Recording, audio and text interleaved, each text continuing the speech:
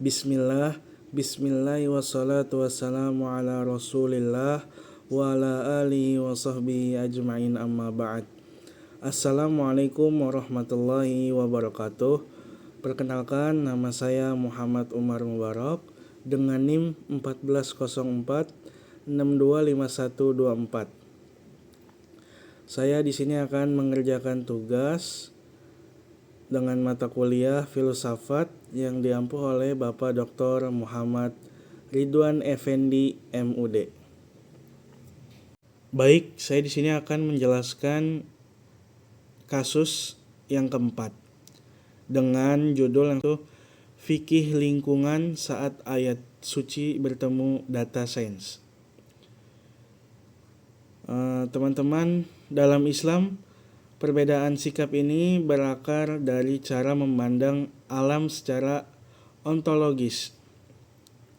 Sekelompok yang cenderung abai sering melihat dunia hanya sebagai darul fana, negeri yang rusak atau sementara. Bagi mereka, esensi keberadaan manusia hanyalah ibadah spiritual. Alam dianggap sebagai latar belakang yang tidak punya nilai intrinsik. Tapi kelompok yang pro lingkungan punya pandangan ontologi yang lebih dalam. Mereka melihat alam sebagai ayat kauniyah, tanda-tanda keberadaan Allah di alam semesta. Secara esensial, alam adalah makhluk yang bertasbih dengan caranya sendiri. Merusak iklim bukan sekedar merusak benda, tapi merusak tanda-tanda kebesaran Sang Pencipta. Jadi, menjaga bumi adalah menjaga manifestasi sifat Allah di dunia. Kenapa cara berpikirnya bisa berbeda? Kita bedah lewat epistemologi. Dalam filsafat Islam, ada pertarungan antara metode bayani dan burhani. Pendekatan bayani, tekstualis. Kelompok yang pasif biasanya sangat dominan di mode ini.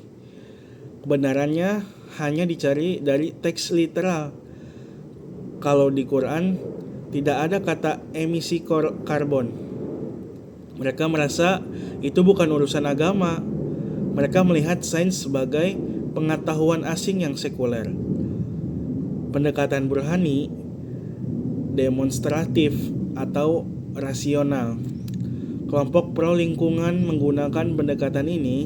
Mereka memegang prinsip al-aqlu wal wahyi, yaitu akal dan wahyu itu serasi. Jadi mereka percaya bahwa hasil riset ilmuwan iklim adalah kebenaran rasional yang valid. Bagi mereka, sumber kebenaran bukan cuma teks Al-Quran, tapi juga realitas, yaitu alam.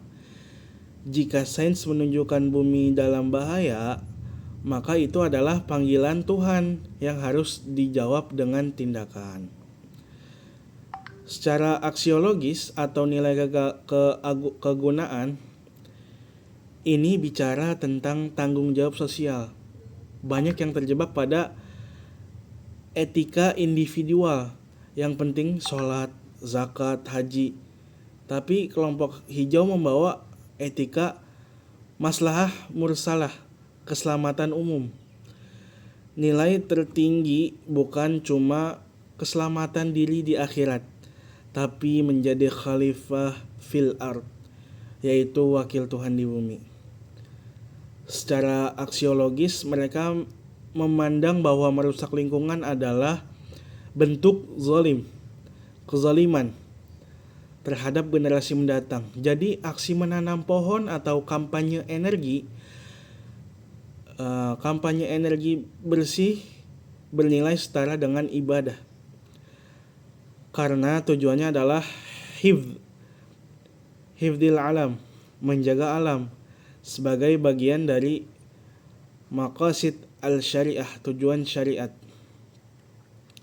Jadi gimana caranya bikin ilmuwan dan kiai atau ustadz duduk bareng. Kita menggunakan konsep mizan.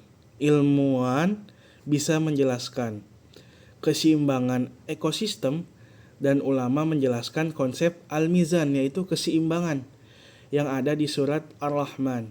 Ini adalah titik temu bahasa yang sangat kuat. Sains sebagai alat ijtihad.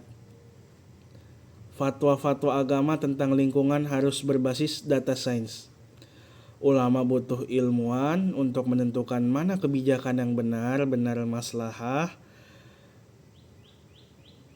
Lalu filantropi hijau mengarahkan dana zakat, infak, dan wakaf untuk proyek energi terbarukan atau konservasi hutan.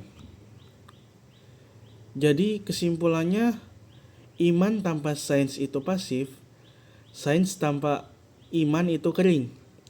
Islam punya perangkat filosofis yang lengkap buat menyelamatkan bumi. Pertanyaannya, kita mau pakai paradigma yang mana? Begitu guys.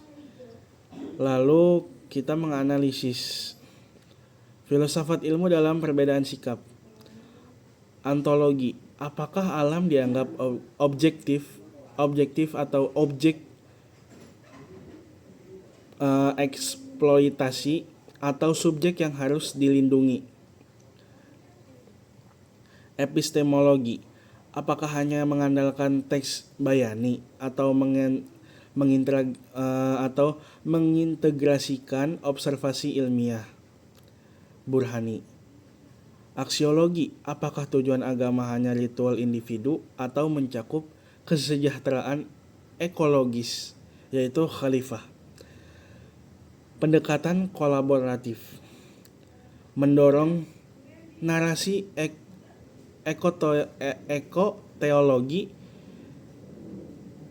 teologi lingkungan yang menggabungkan etika Islam dengan temuan sains terkini, mengintegrasikan literasi lingkungan ke dalam kurikulum pesantren dan pendidikan agama agar sains tidak dianggap sebagai musuh iman. Mungkin segitu saja dari saya. Mohon maaf kurang dan lebihnya itu karena mohon maaf bila ada kesalahan. Kebenaran hanya milik Allah dan kesalahan itu berasal dari saya. Terima kasih. Assalamualaikum warahmatullahi wabarakatuh.